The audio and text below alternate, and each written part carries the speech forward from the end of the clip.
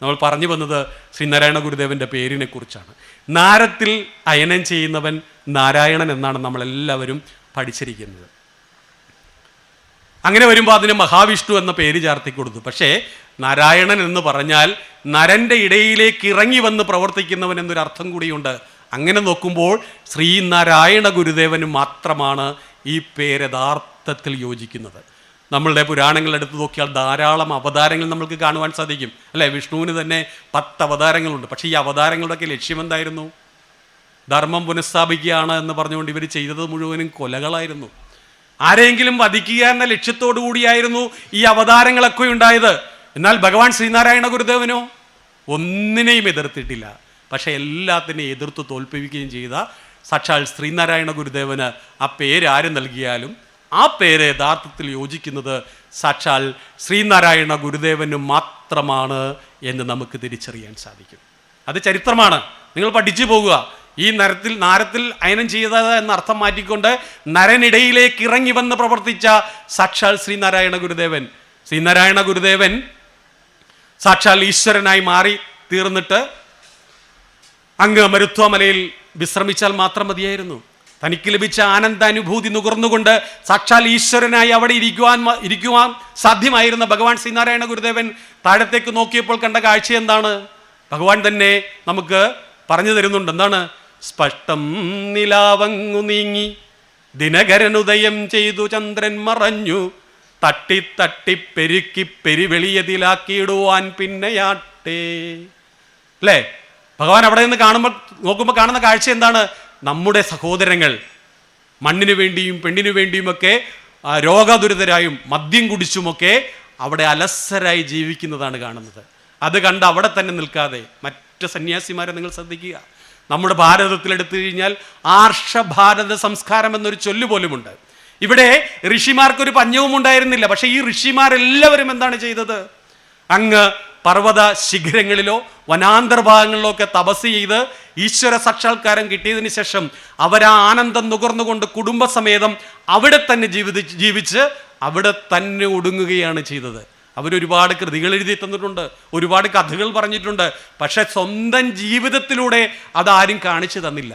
പക്ഷേ ഭഗവാൻ ശ്രീനാരായണ ഗുരുദേവനോ ഈ ദുരിതം നിറഞ്ഞ ജീവിതത്തിനിടയിലേക്ക് ഇറങ്ങി വന്ന് നമ്മുടെ ദുരിതങ്ങളെല്ലാം ഏറ്റെടുത്തുകൊണ്ട് ശ്രീനാരായണ ഗുരുദേവൻ നമ്മളിൽ ഒരാളായി മാത്രം ജീവിച്ച് നമുക്ക് വേണ്ടി ഇവിടുത്തെ മനുഷ്യ ജീവിതം വെടിഞ്ഞ് പരമാത്മ ചൈതന്യത്തിലേക്ക് എത്തിച്ചേർന്ന സാക്ഷാൽ ഈശ്വരനാണ് ശ്രീനാരായണ ഗുരുദേവൻ.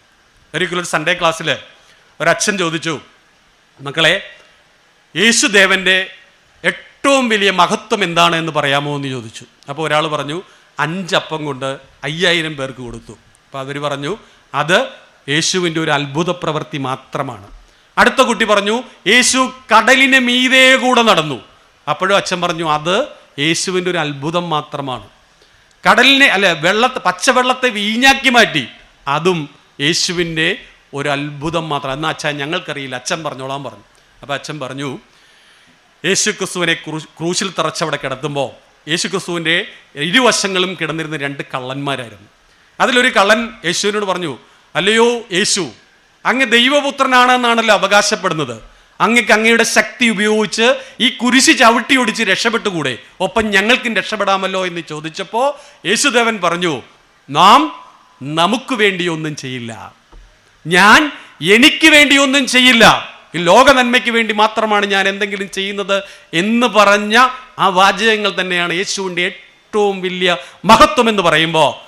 ഇത് പല ക്ലാസ്സുകളിലും അവർ പഠിപ്പിക്കുമ്പോൾ പ്രിയപ്പെട്ടവരെ നമ്മളും ഒന്ന് ചിന്തിക്കുക. ശ്രീനാരായണ ഗുരുദേവൻ രോഗശൈലിയിൽ കിടന്ന സമയത്ത് ഉള്ളൂർ എസ് പരമേശ്വരയ്യർ വന്നിട്ട് ആയിരക്കണക്കിന് ആളുകൾക്ക്, ഭക്തജനങ്ങൾക്ക് ആശ്വാസം നൽകുന്ന ഭഗവാൻ ഒന്ന് മനസ്സിൽ വിചാരിച്ചാൽ ഇതെല്ലാം മാറ്റിക്കൂടെ എന്ന് ചോദിച്ചപ്പോൾ ഭഗവാൻ ശ്രീനാരായണ ഗുരുദേവൻ പറഞ്ഞത് എന്താണ്? ഇത് ശരീരമല്ലയോ എന്നാണ്. ഭഗവാന്റെ പ്രവർത്തികൾ ഓരോന്നും നിങ്ങളൊന്ന് വിശകലനം ചെയ്ത് നോക്കുക. ഒന്നിലും സ്വന്തം ആവശ്യത്തിന് വേണ്ടിയിട്ട് ഒരു കാര്യവും ചെയ്തില്ല. എനിക്കും നിങ്ങൾക്കും വേണ്ടിയിട്ട്, നമ്മുടെ പിതാമഹന്മാർക്ക് വേണ്ടിയിട്ട്, അവർക്ക് എഴുന്നേറ്റ് നിൽക്കുവാൻ വേണ്ടിയിട്ട്, നല്ല വർത്തമാനം പറയുന്നതിന് വേണ്ടിയിട്ട്, നല്ല വസ്ത്രം ധരിക്കുന്നതിന് വേണ്ടിയിട്ട്, നല്ല ഭക്ഷണം കഴിക്കുന്നതിന് വേണ്ടിയിട്ട്. ഇതൊക്കെ പറയുമ്പോൾ ഇന്ന് നല്ല വസ്ത്രങ്ങളൊക്കെ ധരിച്ചിരിക്കുന്ന നിങ്ങൾക്കൊന്നും ഇത് ഒരുപക്ഷെ നമ്മുടെ കുട്ടികൾക്ക് ഇത് ഉൾക്കൊള്ളുവാൻ സാധിച്ചു എന്ന് വരില്ല. അതിനാണ് നമ്മുടെ ആ കാലഘട്ടത്തിൽ ജീവിച്ചിരുന്ന മഹാരഥന്മാരായി നമ്മുടെ നേതാക്കളുടെ ജീവചരിത്ര ഗ്രന്ഥങ്ങൾ നമ്മൾ പഠിക്കണം. ടി കെ മാധവൻ്റെ ജീവചരിത്രത്തിൽ അദ്ദേഹം പറയുന്നുണ്ട്, നമ്മുടെ ഇപ്പോഴത്തെ കുട്ടികൾക്ക് ചോറ് വിളമ്പി കൊടുക്കുമ്പോൾ അവർ പറയും എനിക്ക് ചോറ് വേണ്ട, പിന്നെ എന്ത് വേണം, എനിക്ക് നൂഡിൽസ് വേണം, അല്ലെങ്കിൽ അവർ പറയും എനിക്ക് മന്തി വേണം, അല്ലെങ്കിൽ ബിരിയാണി വേണം എന്നൊക്കെ പറയുമ്പോൾ അന്നേരം കഥ പറയാൻ നിൽക്കരുത്. അവർ വാവിട്ട് നിലവിളിക്കും, അവർ നല്ല ചവിട്ടും തരും. സമയം കിട്ടുമ്പോൾ അളിത്തിരുത്തിയിട്ട് പറഞ്ഞു കൊടുക്കാവുന്ന ഒരു കഥ. ടി കെ മാധവൻ അതിസമ്പന്നമായൊരു തറവാട്ടിലാണ് ജനിച്ചത്. അദ്ദേഹം ഒരിക്കലൊരു അദ്ദേഹത്തിൻ്റെ സമുദായത്തിൽപ്പെട്ട ഒരു സഹോദരിയെ വിളിച്ചിരുത്തി വിഭവസമൃദ്ധമായ ഒരു സദ്യ വിളമ്പി കൊടുത്തു. ആ സദ്യ കഴിച്ചത് ആ അമ്മ വളരെ ആക്രാന്തത്തോടുകൂടി എല്ലാ കറികളും കൂടെ കൂട്ടി വാരി വലിച്ച് തിന്നുന്നത് കണ്ടിട്ട് ടി കെ മാധവൻ പറഞ്ഞു, അമ്മേ ഇങ്ങനെയല്ല ഈ ഭക്ഷണം കഴിക്കേണ്ടത്. അമ്മ ഓരോ ഉരുളകളായി എടുത്ത് ഓരോ കറികൾ കൂട്ടി ചെറിയ ഉരുളകളായിട്ട് വേണം ഇതെടുത്ത് കഴിക്കാൻ എന്ന് പറഞ്ഞപ്പോൾ ആ അമ്മ പറഞ്ഞത്, മാധവ, ഞാൻ ഇത്തരമൊരു ഭക്ഷണം കഴിക്കുന്നത് പോയിട്ട് ഇത്തരമൊരു ഭക്ഷണം ഇതിനു മുൻപ് ഞാൻ കണ്ടിട്ട് പോലുമില്ല, പിന്നെ എങ്ങനെയാണ് ഞാൻ ഈ ഭക്ഷണം കഴിക്കുന്നത് എന്നു പറഞ്ഞൊരു കാലം നമുക്കുണ്ടായിരുന്നു.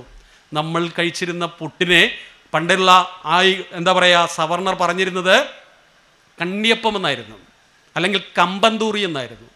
ഇങ്ങനെയൊക്കെ നമ്മുടെ ഭക്ഷണത്തിനെ അധിക്ഷേപിച്ചിരുന്ന, നമ്മുടെ താമസത്തെ അല്ലെങ്കിൽ നമ്മൾ താമസിക്കുന്ന വീടുകളെ ചെറ്റ എന്നും കുടിലെന്നും വിളിച്ചിരുന്ന ആ ഒരു കാലഘട്ടത്തിൽ നിന്നാണ് നമ്മളെല്ലാവരും ഇന്നീ കാണുന്ന നിലവാരത്തിലേക്ക് എത്തിയതെന്ന് നമ്മൾ മനസ്സിലാക്കണം. ഇന്ന് നല്ല വസ്ത്രങ്ങൾ തിരഞ്ഞെടുക്കുവാൻ അവകാശമുള്ള ഈ കാലഘട്ടത്തിൽ, പഴയൊരു കാലഘട്ടത്തിലേക്ക് നിങ്ങളൊന്ന് എത്തി നോക്കിയാൽ നല്ല വസ്ത്രം ധരിക്കാൻ നമുക്ക് അവകാശമുണ്ടായിരുന്നു. ടി കെ മാധവൻ്റെ ആ ജീവചരിത്രത്തിൽ തന്നെ പറയുന്നുണ്ട്, ടി കെ മാധവൻ്റെ ഭാര്യയ്ക്ക് ബ്ലൗസ് ധരിക്കണമെന്ന് അതിയായ ആഗ്രഹം. ടി കെ മാധവൻ വാങ്ങിച്ചു കൊടുത്തു. അത് ധരിച്ച് സന്ധ്യ സമയത്ത് അവരെ കണ്ട ടി കെ മാധവൻ്റെ അമ്മ മടലെടുത്ത് തല്ലി ആ ചേച്ചിയെ ഓടിച്ചു എന്നൊരു ചരിത്രമുണ്ട്. എൻ്റെ സ്ഥലമായ കോട്ടയത്ത് നമ്മുടെ അമ്മമാരും സഹോദരിമാരും കൂടെ ഒരു തീരുമാനമെടുത്തു. റൗക്ക എന്താണെന്ന് പറഞ്ഞാൽ ഇപ്പോഴത്തെ പിള്ളേർക്ക് മനസ്സിലാകത്തില്ല, ഒരുപക്ഷെ ഇവിടെ ഇരിക്കുന്ന അമ്മമാർക്ക് മനസ്സിലാകും എന്താണ് റൗക്ക. പിള്ളേർക്ക് മനസ്സിലാകാനാണെങ്കിൽ ഇന്ന് കാണുന്ന മോഡേൺ അമ്മച്ചിമാർ ധരിക്കുന്ന സ്ലീവ്ലെസ് ബ്ലൗസിൻ്റെ പുരാതന രൂപമാണ് റൗക്ക എന്ന് പറയുന്നത്. അപ്പോൾ കോട്ടയത്തുള്ള അമ്മമാരൊക്കെ കൂടെ തീരുമാനിച്ചു, റൗക്ക ധരിച്ചുകൊണ്ട് കോട്ടയത്ത് നിന്ന് ചങ്ങനാശ്ശേരിയിലേക്ക് ഒരു പ്രകടനം നടത്താം. അങ്ങനെ 100-ലധികം അമ്മമാരും സഹോദരിമാരും കൂടി റൗക്കയൊക്കെ ധരിച്ച് കോട്ടയത്തു നിന്നൊരു പ്രകടനം പോയി. ആ പ്രകടനം പോകുമ്പോൾ റോഡിൻ്റെ ഇരുവശത്തും 1000-ലധികം വരുന്ന അമ്മമാർ, 100ഓളം അമ്മമാർ ഈ വസ്ത്രം ധരിച്ചുകൊണ്ട് പോകുമ്പോൾ 1000-ലധികം അമ്മമാർ ബ്ലൗസ് ധരിക്കാതെ റോഡിൻ്റെ ഇരുവശവും നിന്ന് ഈ കാഴ്ചകൾ വളരെ സാക്കൂതം വീക്ഷിച്ചുകൊണ്ടിരിക്കുന്നു. അവർ കുറച്ച് നടന്നപ്പോൾ ഈ അമ്മമാർക്കൊക്കെ നാണം വന്നു. അവരെന്ത് ചെയ്തെന്നറിയോ, ഈ റൗക്ക ഊരിയിട്ട് തോളത്തിട്ട് കൂളായിട്ട് നടന്നുപോയി എന്ന് ചരിത്രത്തിൽ രേഖപ്പെടുത്തി വെച്ചിട്ടുണ്ട്. ഞാൻ പറയും, അന്ന് ആ പ്രകടനത്തിൽ പങ്കെടുത്ത അമ്മമാരുടെ പിന്മുറക്കാരുണ്ടാവുമല്ലോ, തലമുറ കൈമാറി വന്ന അവരുടെ മക്കളാണ് ഇന്ന് ഈ ഷാൾ ഇടാനൊക്കെ മടിച്ചു പോകുന്ന പിള്ളേരെ ശ്രദ്ധിച്ചിട്ടില്ലേ? അതൊരു പക്ഷേ അവരുടെ പിന്മുറക്കാരായിരിക്കുമെന്ന് ഞാൻ തമാശ രൂപേണ പറയാറുണ്ട്. നമുക്ക് ഇഷ്ടവസ്ത്രം ധരിക്കുവാൻ, ഇഷ്ടഭക്ഷണം കഴിക്കുവാൻ ഇന്ന് സാധിക്കുന്നുണ്ടെങ്കിൽ അതിൻ്റെ പിന്നിൽ പ്രവർത്തിച്ചത് സാക്ഷാൽ ശ്രീ നാരായണ ഗുരുദേവൻ മാത്രമാണ്.